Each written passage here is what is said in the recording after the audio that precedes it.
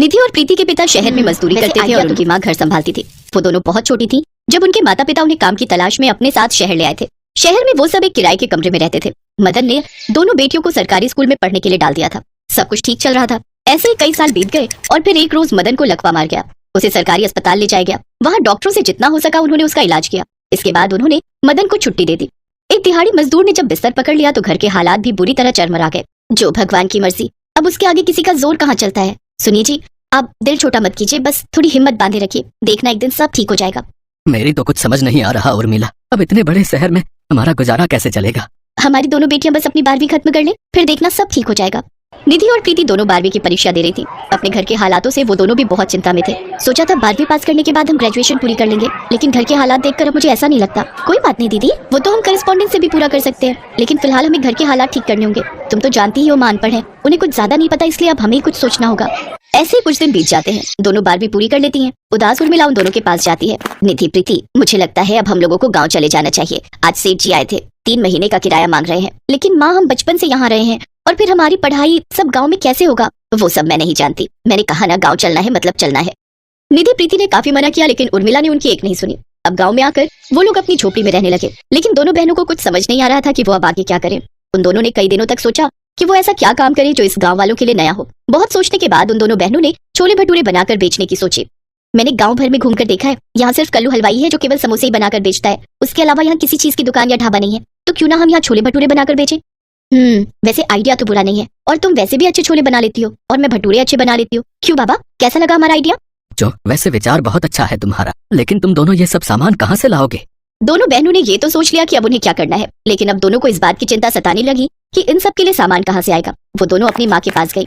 देखो बेटी, तुम दोनों से कुछ नहीं छुपा। जो पैसे थे वो मैं शहर में सेठ को किराए के पैसे देकर आ गई, लेकिन हाँ, मेरे पास ये एक सोने की अंगूठी रखी है। तुम दोनों चाहो तो इससे शुरुआत कर सकती हो। फिर दोनों बहनों ने वो अंगूठी सुनार के पास गिरवी रखी और उससे मिलने वाले पैसों से उन्होंने जरूरत का सारा सामान खरीद लिया। फिर रात को ही सारी तैयारी कर ली और अगले दिन गांव के बस अड्डे के पास जाकर अपना ठेला लगा लेती हैं और 30 रुपए छोले भटूरे की प्लेट बेचना शुरू कर देती हैं। 30 रुपए, 30 रुपए, आइए आइए, गर्मा गर्म छोले भटूरे खाइए। छोले भटूरे, ये नाम तो सुना सुना लग रहा है। हाँ, ये तो हमने शहर में खाया था जब मैं अपनी बहन के यहाँ गई थी। छोले भटूरे का गांव वालों ने नाम बहुत सुना था, लेकिन छोटे शहर के होने के कारण वो जब कभी शहर जाते तो ही वहाँ छोले भटूरे खा पाते थे। लेकिन अब गांव के बस अड्डे पर ही जब सिर्फ 30 रुपए में छोले भटूरे मिलने लगे तो वहाँ खुद ब खुद भीड़ लग गई। बस का इंतजार करने वाले लोगों और बस से उतरने वाले लोगों ने जब छोले भटूरे की दुकान देखी तो भीड़ लगनी शुरू हो गई। बहन, मेरे लिए भी छोले भटूरे की प्लेट बना देना। हाँ भैया, बस अभी लो। निधि गर्मा गर्म भटूरे तलती गई और प्रीति उन्हें सर्व करती गई। वाह बहन, क्या स्वाद है इसमें, मजा ही आ गया। ऐसा करो, 3 प्लेट पैक भी कर लो। घर में माँ, बाबूजी और मेरी बहन गांव के छोले भटूरे खाएगी ना तो खुश हो जाएंगे। वैसे मुझे छोले भटूरे बहुत ही पसंद है, लेकिन गांव में पहली बार भटूरे खा रहा हूँ। नहीं तो जब भी शहर सामान लेने जाता था तभी खा पाता था। लेकिन सच कहूँ तो ये तो शहर से भी ज्यादा लाजवाब और मस्त बने। शुक्रिया भैया, ये लीजिए, आपकी 3 प्लेट पैक हो गए और आपके पूरे 120 रुपए हो गए। जी ये लीजिए, धन्यवाद। वो लड़का वहाँ से चला गया। कुछ देर बाद शहर से एक और बस आई और उसमें से एक औरत अपने पति और 2 बच्चों के साथ उतरी। छोले भटूरे देख बच्चे वो खाने की जिद करने लगे। माँ, छोले भटूरे हमें भी खाने हैं। अरे वाह, गांव में भी छोले भटूरे मिलने लगे। बड़ी तरक्की कर ली गांव वालों ने। सचमुच, चलो अब खाकर देखते हैं। वाह माँ, कितने अच्छे भटूरे हैं। अब तो हम इस गाँव में 1 हफ्ता तो क्या 1 महीने की छुट्टियां भी बिता सकते हैं। चलो अच्छा ही हुआ, वरना तुम लोगों ने तो मेरी जान ही खा ली थी। सचमुच में माँ और दीदी, ये छोले भटूरे तो बहुत ही अच्छे बने हैं। ये सुनकर निधि और प्रीति बहुत खुश हो जाती हैं। पहले दिन ही उन्हें 3000 रुपए की कमाई होती है। अब वो दोनों हर रोज छोले भटूरे बेचने आती हैं। धीरे धीरे आसपास के गांव में भी वो दोनों फेमस हो गए। अब उनकी खूब कमाई होने लगी। ऐसे ही उन्हें 1 साल बीत गया। अब उन्होंने अपनी माँ की गिरवी रखी अंगूठी भी छुड़वा ली, तो वहीं अपने पिता का इलाज भी महंगे बड़े अस्पताल में करवाने की ठानी। बच्चों, क्यों तुम मुझ पर इतने पैसे खर्च कर रहे हो? तुम इतनी मेहनत से पैसे कमाती हो। अगर हमें कुछ हो जाता तो आप भी तो हमारा ख्याल रखते ना बाबा। हाँ बाबा, अब आप हमारे साथ बड़े अस्पताल चलोगे और अपना इलाज करवाओगे। जब मैंने शहर से गांव आने का फैसला लिया तो मुझे लगा कि कहीं मेरा फैसला गलत ना हो, लेकिन आज तुम दोनों की काबिलियत ने इस माँ का सिर गर्व से ऊंचा कर दिया। तुम दोनों तो बेटों से भी बढ़कर हो हमारे लिए। हमें फक्र है कि तुम दोनों हमारी बेटी हो। उस दिन के बाद उन दोनों ने कभी पीछे मुड़कर नहीं देखा और दोनों बहनों ने दिन पर दिन खूब सफलता हासिल की। दीदी, ये वाला सवाल देखो ना, समझ नहीं आ रहा।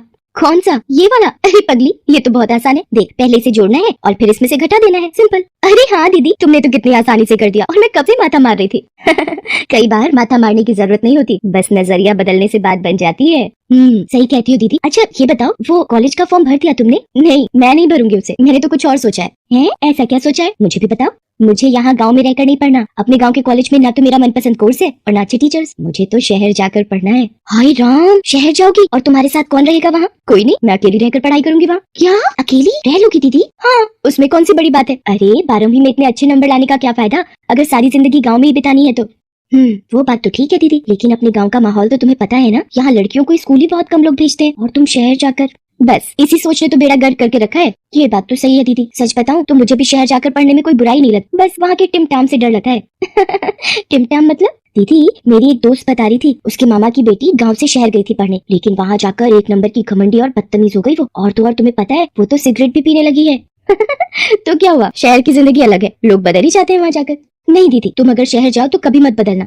ऐसे कह रही है जैसे कल ही जा रही हूँ मैं। अभी तो बाबा को मनाना है जो सबसे मुश्किल काम है। तुम फिक्र मत करो दीदी, हम दोनों मिलकर बाबा को मना ही लेंगे। सीमा और माला सगी बहनें थी। सीमा छोटी थी और माला बड़ी। दोनों ही पढ़ने में बहुत होशियार थी। माला ने हाल ही में बहुत अच्छे नंबरों से 12वीं की परीक्षा पास की थी और अब वो शहर जाकर बीकॉम की पढ़ाई करना चाहती थी। उसके पिता लालचंद के गाँव में कई खेत थे। वो माला को पढ़ने के लिए शहर भेज सकते थे, लेकिन फिर भी उन्हें मनाना इतना आसान नहीं था। क्या शहर? ना बिटिया, जो करना है यही रहकर कर लो। वहाँ अकेली कैसे रहोगी? रह लूंगी बाबा, मैंने सब पता कर लिया है। कॉलेज का अपना हॉस्टल है जहाँ स्टूडेंट्स आराम से रह सकते हैं। सब कुछ बहुत अच्छा है वहाँ, मेरा यकीन कीजिए, वहाँ जाकर मेरी जिंदगी बदल जाएगी सच में। बिटिया तुम्हारी माँ को तुम्हारी जरूरत है। सारी जिंदगी घर संभालते संभालते थक गई है वो, और वैसे भी तुम तो पढ़ने में इतनी होशियार हो, यहाँ गाँव से भी बहुत कुछ कर सकती हो। फिर शहर जाने की क्या जरूरत? जरूरत है बाबा, क्योंकि दीदी का मन है शहर जाकर पढ़ने का। आप उन्हें जाने दीजिए और मैं हूँ ना यहाँ माँ के साथ, मैं यही रहूंगी हमेशा, ये वादा है मेरा।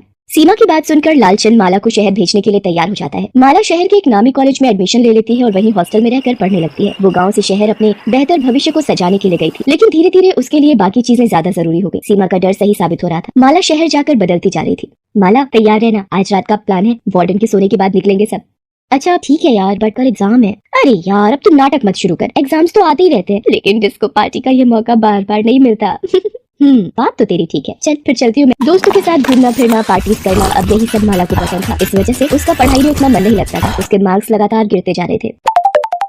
दीदी मैंने नेट पर देखी तुम्हारी मार्कशीट, नंबर तो बहुत कम है दीदी। हाँ तो क्या हुआ, अगले सेमेस्टर में कवर कर लूंगी मैं। वैसे तूने ये बात बाबा को तो नहीं बताई? ना दीदी अभी तो नहीं बताई, लेकिन उन्हें बताना तो पड़ेगा ना, वो पूछेंगे तो। नहीं, उन्हें कुछ भी बताने की जरूरत नहीं है, मैं घर आऊंगी छुट्टियों में तो संभाल लूंगी सब। बस तू अपना मुंह बंद ही रखना, समझी? चल अब फोन रखती हूँ मैं, मेरे दोस्त बुला रहे मुझे। दीदी ये सब सही नहीं है, तुम शहर पढ़ने गई हो या ये सब करने? तू एक नंबर की गंवार और बेवकूफ है सीमा, ये सब शहर में रहने के तौर तरीके हैं, समझी? दोस्तों के साथ थोड़ी सी ड्रिंक कर ली तो क्या हुआ, कुछ गलत नहीं है इसमें। ना दीदी, जो गलत है सो गलत है, तुम वापस आ जाओ, तुम्हारा कॉलेज तो खत्म ही होने वाला है ना। तू पागल है क्या? मुझे गाँव वापस कभी नहीं आना। तो अब वहाँ रहकर करोगी क्या? तुम्हारे मार्क्स भी ऐसे नहीं है कि कोई अच्छी नौकरी मिल जाए तुम्हें, तो क्या हुआ? अरे सीमा, मुझे शहर जाकर समझ में आया है कि असल में ये पढ़ाई वढ़ाई से कुछ भी नहीं होने वाला। मैंने तो अपनी लाइफ सेट कर ली है। क्या मतलब? देख, मेरे कॉलेज में एक लड़का है राजीव, वो लट्टू है मुझ पर, उसके पापा बहुत बड़े आदमी हैं। बस अब राजीव से शादी करनी है मुझे तो। क्या दीदी ये सोचकर तो नहीं गई थी तुम शहर? तुम्हें तो अपना करियर बनाना था ना। और वैसे भी बाबा इस शादी के लिए नहीं मानेंगे। नहीं मानेंगे तो ना माने, राजीव मुझसे हर हाल में शादी करने को तैयार है, समझी तू? और रही बात करियर की, तो एक अमीर खानदान में शादी हो जाए और क्या चाहिए। मैं तो कहती हूँ कि तू भी समझदारी से काम ले, गाँव में रहकर कुछ हासिल नहीं होगा तुझे। चल मेरे साथ शहर, लाइफ सेट हो जाएगी तेरी भी, बिल्कुल मेरी तरह। नहीं दीदी, तुम्हें ही मुबारक हो ये सब, मैं यही गाँव में ही खुश हूँ।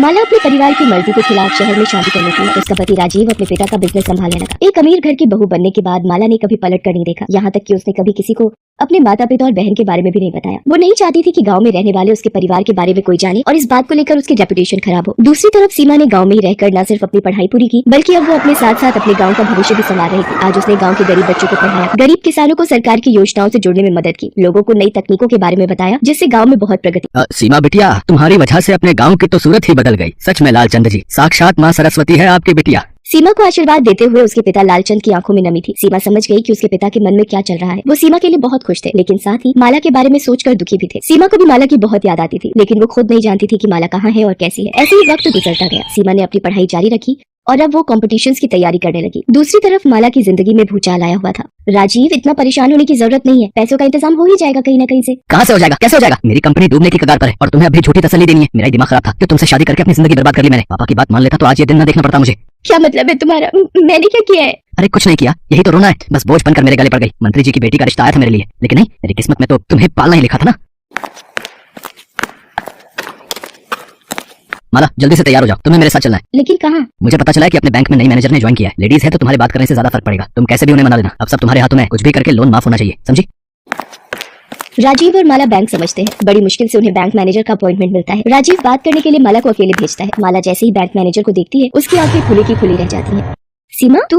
बैंक की नई मैनेजर कोई और नहीं बल्कि माला की छोटी बहन सीमा थी। दोनों बहनें इतने सालों बाद एक दूसरे के सामने थी, लेकिन अब सब कुछ बदल चुका था। सीमा पढ़ लिख कर बैंक मैनेजर बन चुकी थी और माला उसी बैंक की कर्जदार। सीमा ने फौरन अपनी कुर्सी से उठकर माला को गले से लगा लिया। माला की आंखों से आंसू बहने लगे, जिसके साथ उसका सारा घमंड भी बह गया। हालांकि वो चाहकर भी वो न कर सकी जो राजीव ने उससे